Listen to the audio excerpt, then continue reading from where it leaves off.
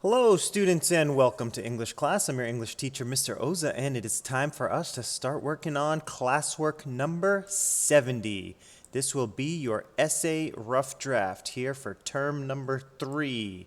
So, going back to our last assignment, number 69, we were talking about this subject. What can governments and regular people do to help refugees? As you know, in our novel, The Kite Runner, Baba and Amir left Afghanistan as refugees during the Soviet invasion of Afghanistan. And there were many systems in place to help out refugees, such as Baba and Amir, a program in place that allowed them to get refugee visas and allowed them to live in California. That was one. Also, even though Baba denied them, he was offered access to food stamps so that he could, help feed his family while he was working a lot of hours, over 70 hours a week. So last class or last assignment, we did a lot of reading about what can governments do to help refugees, and also what are some things that regular people can do to help refugees. And so in this video, I'm going to give you just a few tips for writing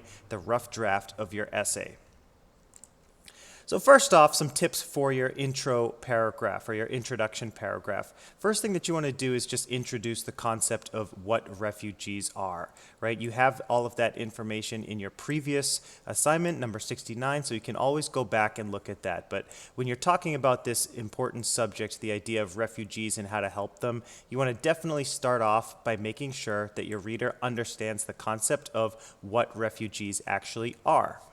Next, you're going to explain your 3 methods for helping refugees. So remember, in your last assignment, you went over literally 23 methods for helping refugees, and you had to pick 3 quotes out of those 23 main ideas. So here in your intro paragraph, you're going to explain what those 3 methods are that you chose. Remember, in your intro paragraph, you don't want to put any quotes, at least not yet. You're just introducing these ideas. You're introducing these 3 methods. You're going to save those quotes for the body paragraphs. So let's talk about those body paragraphs. Of course, you're going to do a total of 3 body paragraphs.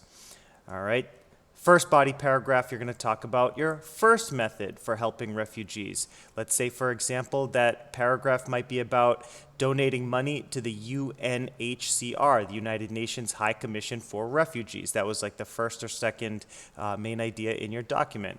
All right, the next body paragraph is going to be all about your second method. Maybe the second method is about creating public awareness in your country that refugees are coming and they need our help and they're going to be a great asset to our community, and just basically having good, public awareness and, good media coverage of refugees entering the country. And maybe the last method that you have, just for an example, is, I thought an interesting one was like ships in your country's navy should be watching out for refugees coming over by boat. Like a lot of times refugees will use like makeshift boats that could be dangerous to travel across bodies of water. So each one of those different topics is going to be a different paragraph. So you're going to do 3 body paragraphs in total, right? 1 for each of your methods. And then each of those paragraphs is going to have a quote. That quote should probably go somewhere in the middle of your paragraph. Where are you going to get those quotes? Well, luckily you've already written down. So open that Google Doc from your last assignment, number 69. You're going to open that Google Doc and you can just paste them straight into your rough draft, all right? So when you have these body paragraphs rolling, it's a good idea to give a good topic sentence, give a little explanation for what might happen in your quote, then paste in your quote.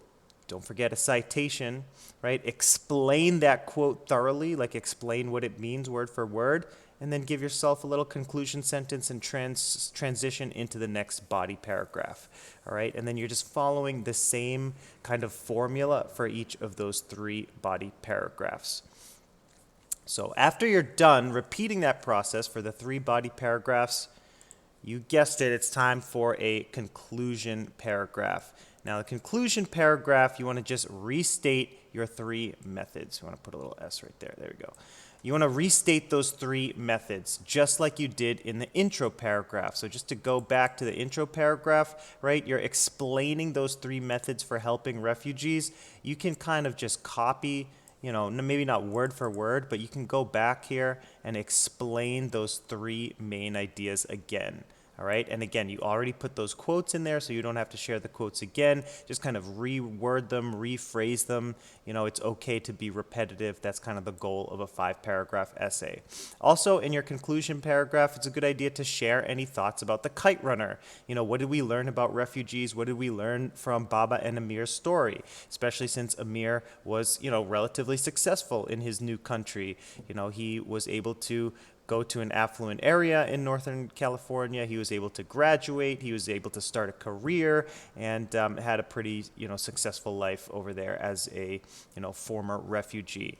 Any thoughts about what the reader can do to help refugees? Any thoughts about what the reader can do to make the world a better place in general? That's all stuff that you want to conclude with in your final paragraph. So I hope this video was helpful for you, and I hope you are able to get your rough draft flowing. So if you have any questions, if you need any help on your rough draft, please let me know. There are a bunch of prompts in your Google Doc. Some people really like those prompts. It gives them a little bit of guidance while they're doing their rough draft, so feel free to use them. Some people, they like to write, off the top of their head, and they get their flow going all on their own. If that's you, then go for it. You don't need to worry about those prompts. So again, hope this video was helpful. Let me know if you need any help on your rough draft, and as always, I hope you all have a great class.